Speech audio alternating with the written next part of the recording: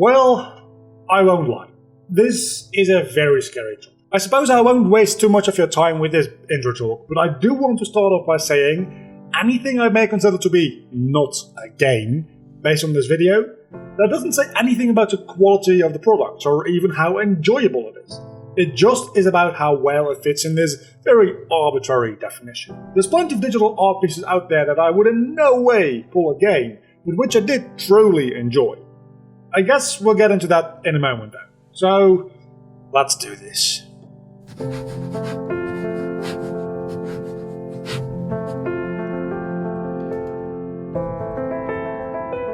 You might be inclined to pick up a dictionary and look up game, and just call it a day. So let's start with that, as per dictionary.com. Game. 1. An amusement or pastime. 2. The material or equipment used in playing certain games. It's always nice when you use a word you're trying to define in the definition. So this isn't going to get us anywhere. Let's try to get a better definition by ourselves.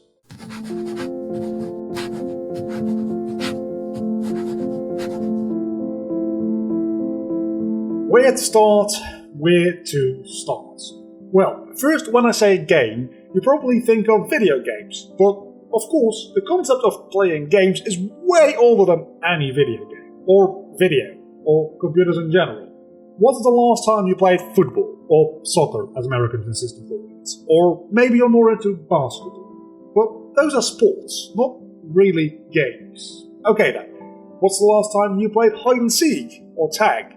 Those are much closer to what you think about when you hear the word game, aren't they? What all of these have in common is that they're a form of playing according to predetermined rules. And that by itself could be a pretty good working definition, but let's try to dive a little bit deeper.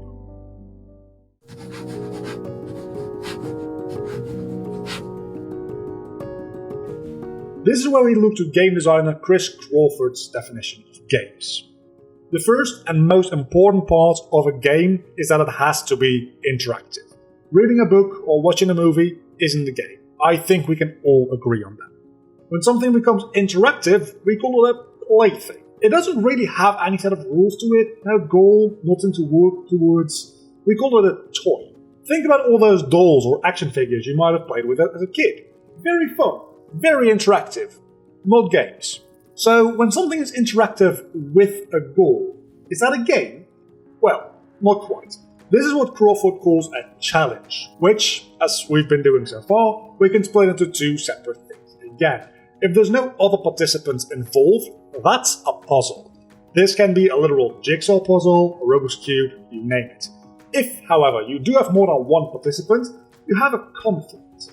If, in a conflict, you're not allowed to interact with the other participants, think like just about any Olympic event, you have a competition. This is where most kinds of sports would be classified.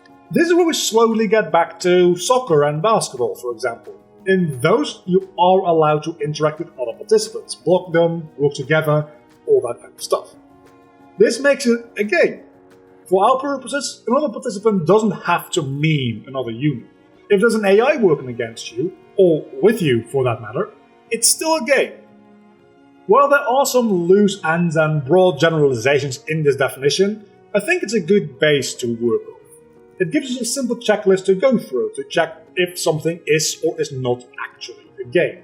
This definition says nothing about reasons to interact, however.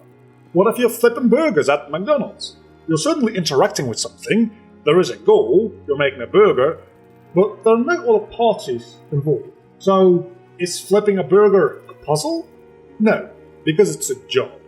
And while it might seem very obvious, I think including a check for voluntary participation at the very start of our checklist would be, if not helpful, at least make sure we're thorough.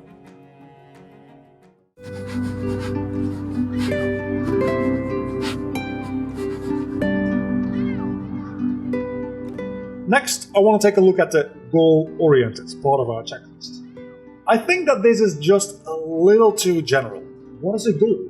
I would, for the purpose of defining a game, like to change this requirement to including both a win state and a fail state. What do I mean by that? Well, a win state is pretty much the same thing you would generally think of as a goal. something you're working towards, the main reason for playing. In modern games, it's often not the end of your gameplay experience, but it is the driving factor. Think about the flagpole in pretty much every Mario game as a very clear example. Everything you do in a level is with the goal of getting to that. Touching the flagpole is the win state in a Mario game. But what makes a goal into a win state? Obstacles. In order to get to the flagpole, you must avoid enemies, bottomless pits, make very difficult jumps, and so on. Failing one of these obstacles can either stop you from progressing, make you retry that particular jump, or whatever it might be. Or it can introduce you to a fail state, where you get reset back to the start of the level, zone, world, whatever form you take. In some games, you might even have to restart the whole game. Putting obstacles with consequences between the start of your game and the end of it is an essential part of making a game a game. Without it, we get into the world of walking sim, a genre of game that was made up because these wonderful art pieces exist, but we had no real way to put them into a genre because, if you ask me, they're not games. Let's try another example, shall we? The Stanley Parable. Most people would very much call this a game, so let's go over our checklist. Voluntary participation? Yeah. Interactive? Very much. Does it have a goal? In other words, a win state? Yeah, it has lots. The whole game is based on the idea that whatever you do, it leads to one of the many endings. So, what are the obstacles? And what is the punishment for failing them? Neither of them really exists. You walk around, make a choice, and do whatever you do. It just leads to a different ending. No game owns. Even in the ending where you jump to your death, even in the ending where you glitch yourself outside of the map, they're all just alternate win states. If you take the requirement for both a win and fail state to be absolute, the Stanley Parable would not be a game. And I do think that is correct. Let's remove ourselves from a digital environment for the moment. Walking around an art gallery is in no way a game, right? Does that mean it doesn't have any value? No, of course not. Now imagine you're walking around in the exact same gallery, but in virtual reality. Does it now suddenly become a game because it is inside of a digital world? I would say no. Now, take the VR away and put it on a screen and give me a controller. Absolutely nothing about the gallery itself has changed. No sudden enemies that are shooting at me, no changes in the environment, nothing. The only thing that has changed is the way I see what's inside the gallery, and yet, the last version of the scenario, many people would without a doubt call this a game, simply because it's the digital world we interact with through a certain means. I see the Stanley Parable as much the same, a digital art piece you can walk around in, experience, enjoy, think about. But just because you're playing it on a computer doesn't make it a game.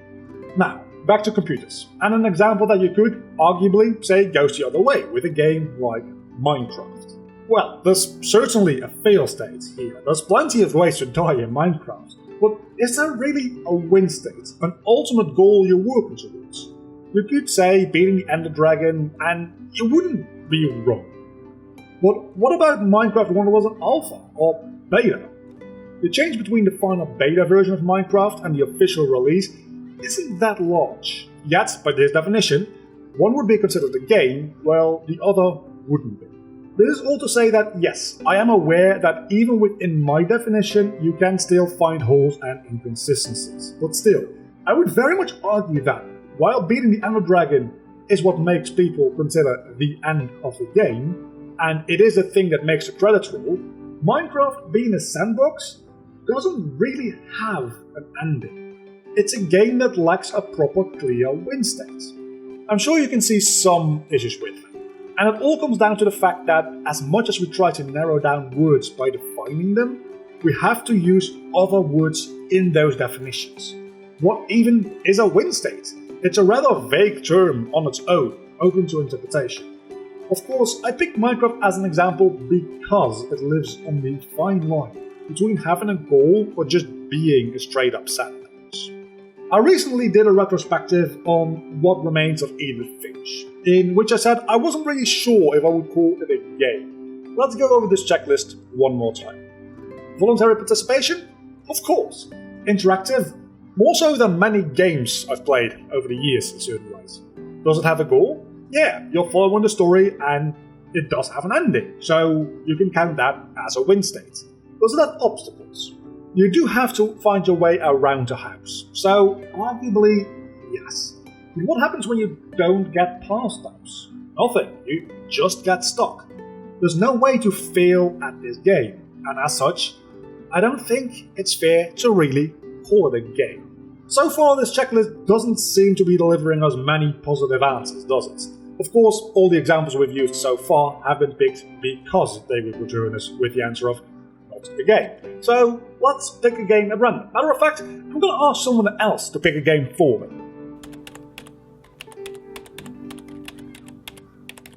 Rayman 2! This should be fun. Voluntary participation. You get the point. Nobody is forcing me to play any of it. Interactive. And nobody is arguing against how interactive any of them are. Does it have a goal? Well, you go through each level until you reach the end. Then the game itself has a final boss and a credit roll afterwards. When you get hit too much by an enemy or you miss a jump, you get sent back to the last checkpoint or the start of the level, so we also have a fail state. Do we have other participants? Well, I mentioned them before, yes, enemies.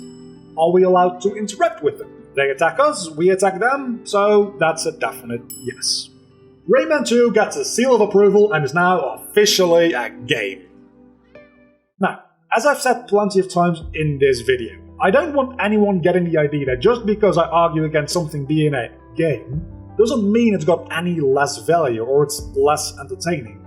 I loved every single one of the examples, and I'm pretty sure Minecraft specifically is the #1 piece of media that I've put the most time into. If anything, this whole video is little more than a thought experiment. Not to say that these products shouldn't be on Steam, because they are not games, or anything that you should avoid them for such reasons. Language is a complex and constantly evolving thing, so what we might consider a game a decade ago might be very different from what we think about being a game in another decade's time. Anyway, let's continue the discussion in the comment section down below. I'm very curious to hear what you think. Also, if you don't yet hate me, get subscribed, because I have a video just like this one planned, but instead of talking about what games are in general, I'm looking to ruin a very specific genre.